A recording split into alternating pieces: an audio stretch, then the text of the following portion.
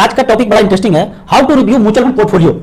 यहाँ पे देखते हैं अगर मार्केट का इंडेक्स से ज्यादा रिटर्न मिल रहा है तो आपका पोर्टफोलियो सही है, या बैंक एफडी पोस्ट ऑफिस से बेहतर रिटर्न दे रहा है, क्योंकि अलग अलग कैटेगरी का अलग अलग म्यूचुअल फंड है। तो किस कैटेगरी में आपने लगाया है उस कैटेगरी के हिसाब से उसका इंडेक्स देखेंगे और उसका रिटर्न चेक करेंगे। नॉर्मली इक्विटी का बात करें, नॉर्मली सेंसेक्स मतलब लार्ज कैप, उसी तरह दूसरा इंडेक्स मिड कैप का देखना है तो mid cap index, small cap है तो स्मॉल कैप का इंडेक्स देखना है।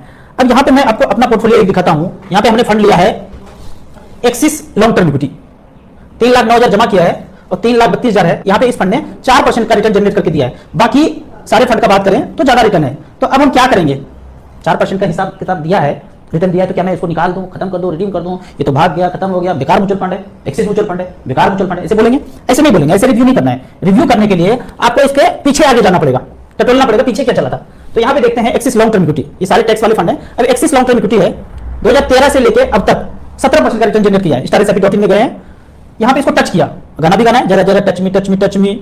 3 महीना में, 1 साल में, 2 साल में, 3 साल में, 5 साल में क्या रिटर्न दिया? तो 1 साल में 18% रिटर्न, 2 साल में 2-2.5% का रिटर्न। तो इसी पीरियड में हमने पैसा जमा किया है, पिछले फाइनेंशियल ईयर, उसके पिछले फाइनेंशियल ईयर में पैसा जमा किया 1.5 लाख रुपया, तो इस तरह का रिटर्न दिख रहा है। लेकिन 3 साल में 17%, 5 साल में 10% और 10 साल में 17% का रिटर्न दिख रहा है। अब यहाँ पे इसका सिंस इंसेप्शन का बात करें, ऐसे देखना पड़ेगा सिंस इंसेप्शन कितना रिटर्न दे रहा है। ये नहीं कि हमने जिस पीरियड में जमा किया इतना सही विंडो में हम गए हैं, इतने से टाइम ड्यूरेशन में गए हैं, वो 3, 4, 5%, 7%, 10% का रिटर्न दिखा रहा है तो हम बखला गए, खोपड़ी खराब होने लगा। ऐसे नहीं, यहाँ पे आपको सिंस इंसेप्शन रिटर्न देखना है। तो यहाँ देखते हैं CAGR सिंस इंसेप्शन, 15.5% का रिटर्न मिला है। अब इसका डाटा देखना है, कब शुरू हुआ था, कैसे शुरू हुआ था, लॉन्च डेट 2009 से शुरू हुआ था और 15% का रिटर्न दिया 2009 से लेकर अब तक। लेकिन हमारे ड्यूरेशन में इसने 4% का रिटर्न दिया, तो हम इसको चेंज नहीं करेंगे, कंटिन्यू बने रहेंगे। अब इसी फंड में दूसरा बात करते हैं अपने पोर्टफोलियो में, HDFC मिड कैप अपॉर्चुनिटी 5,44,000 जमा किया, 16,65,000 है, छप्पर फाड़ के रिटर्न 16.1। सबसे पुराना फंड अगर देखा जाए निपॉन इंडिया ग्रोथ फंड 8,17,000 जमा किया, कुछ बीच में टॉपअप किया, टॉपअप मतलब normal purchase, additional purchase in same folio. 3,000 का पर मंथ SIP चलता जा रहा है, अभी भी चल रहा है, 2010 से चलता गया। 8,17,000 का वैल्यू आज दिखा रहा है 27,14,000, 17.3% का रिटर्न मिला है। तो हो गया ना, बैंक पोस्ट ऑफिस सेफर से ज्यादा अच्छा। अब यहाँ पे कोई बोले कि तो रिस्की है, रिस्की है, रिस्की है। अब किसी व्यक्ति ने मान लो सेफर में जमा किया होगा 8,17,000, उसका वैल्यू 16 लाख होगा, 17 लाख होगा, 20 लाख होगा, उसकी तुलना में मुझे यहाँ पे 27 लाख रुपया है, तो कौन रिस्क पे है? वो जिसको कम पैसा है वो ज्यादा रिस्क पे है, उतने पैसे में पढ़ाई खर्चा वो हो नहीं पाएगा, हमारा होने के बाद भी थोड़ा सा बच जाएगा। तो इस लंबे समय में म्यूचुअल फंड रिस्की नहीं होता है। अब आगे बढ़ते हैं, आपने म्यूचुअल फंड का तो सारा फंड सीख लिया, मान लो कि कैसे रिव्यू करना है, क्या करना है। लेकिन अदर देन म्यूचुअल फंड जो आपके पास पड़ा हुआ है, अगर ये कैलकुलेशन नहीं जाना तो म्यूचुअल फंड में वेल्थ क्रिएशन नहीं होगा। अदर देन म्यूचुअल फंड को देखते हैं। गोल्ड खरीदा था 2 लाख रुपए का, 10 साल के बाद बेचने गए मजबूरी में, ऐसे तो नॉर्मली बेचते नहीं है, एकदम मजबूरी हो जाए तभी बेचना पड़ता है। हाथ में कैश आया 3.5 लाख रुपया, तो क्या परसेंटेज निकला? इसका तो कोई बात ही नहीं करेगा। अरे 3.5 लाख रुपया बोला, 2 लाख में खरीदे थे 3.5 लाख हुआ, ऐसे नहीं बोल रहे हैं अरे 3.5 लाख मिला। यहाँ पे कैलकुलेट करना है, कैसे कैलकुलेट करेंगे?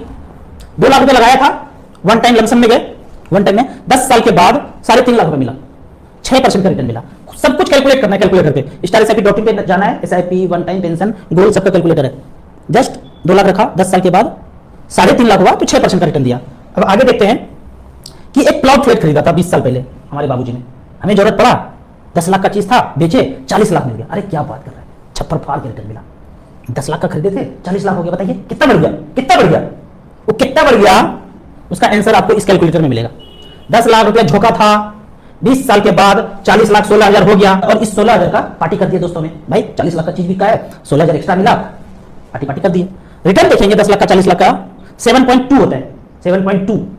अब बात करते हैं कि यह पैसा अगर किसी ने मचमच फंड में डाला होता और इक्विटी सेलेक्ट किया हूं 20 साल पहले और 10 लाख रुपए झोंका होता, तो वो जो 40 लाख रुपए बना, सेफर सेफेस्ट एकदम नजर के सामने, जिगर के पास, plot flat Nippon India growth ने बनाया है 10 लाख का वैल्यू। पढ़ पाएंगे? समझ में भी नहीं आ रहा है। 1,000 सैकड़ा, 1,000, लाख, 10 लाख, करोड़, 6 करोड़ 42 लाख रुपया, 23% का रिटर्न यहाँ पे सालाना जनरेट करके दिया है। इसको बोलते हैं compounding annual growth return, compounding. Sundaram mid cap ने 10 लाख का बनाया 6 करोड़ 33 लाख, 4 करोड़ 86 लाख जो बनाया है उसका नाम है ICICI प्रूडेंशियल FMCG। अब देखते हैं कि किसी ने 1 करोड़ तक कितना फंड बनाया है, कहां तक जाते हैं कि 1 करोड़ बन जाता है। लास्ट वाला देखते हैं, 10 लाख का 20 साल में 1 करोड़ बना, वहां 40 लाख मिला, तो हमने बोला छप्पर फाड़ के रिटर्न मिला 1 करोड़ 20 लाख, 1 करोड़ 1 लाख। फंड का नाम है LIC mutual fund flexi cap plan, 10 lakh का वैल्यू 1 करोड़ 1 लाख। सबसे खराब वाला देखें, सबसे लास्ट ये JM वैल्यू 10 लाख का वैल्यू 43 लाख रुपया, खराब वाला फंड भी 40 लाख के ऊपर है, 7.6, वो बैंक पोस्ट ऑफिस वाला सेफर वाला रिटर्न। लेकिन इसमें हमको जाना नहीं है, बताया हूं मंत्र, गुरु मंत्र पता है, जिसका IM कम है उसमें नहीं जाएंगे, बिल्कुल नहीं जाएंगे। सबसे ज्यादा IM जिसमें है 34 करोड़ है, 420 करोड़ है, 1900 करोड़ है, 63 करोड़ है, 444 करोड़ है, 45 करोड़ है, ज्यादा जिसमें 4600 करोड़ है, रिटर्न देख लेते हैं, 1,32,00,000 ऊपर जितना भी फंड है सबका AUM बहुत ज्यादा है, उसमें जाना है। तो इस तरह से करके म्यूचुअल फंड का आप रिव्यू कर सकते हैं। अगला क्वेश्चन है, आपका पोर्टफोलियो वर्तमान में वैल्यू 1.25 करोड़ दिखा रहा है, ठीक उतने ही वैल्यू का कोई आज लमसम कर दे तो क्या दोनों एक जैसा ही बढ़ेगा? ये इंटरेस्टिंग क्वेश्चन लगा मुझे। ये पूछना चाह रहे हैं कि आप 15 साल से इन्वेस्ट कर रहे हैं, आपका 1.25 करोड़ पोर्टफोलियो हो गया मान लेते हैं, और आज कोई 1.25 करोड़ का म्यूचुअल फंड खरीद ले, सेम म्यूचुअल फंड खरीद ले, अगर हमने स्मॉल कैप में लगाया, मिड कैप में लगाया, तो आपने मिड कैप स्मॉल कैप में सेम फंड में 1.25 करोड़ झोंक दिया, तो क्या अब जो आपका पैसा बढ़ेगा और हमारा बढ़ेगा दोनों सेम ही होगा? बिल्कुल सेम होगा भाई। इसको दूसरे उदाहरण से समझते हैं।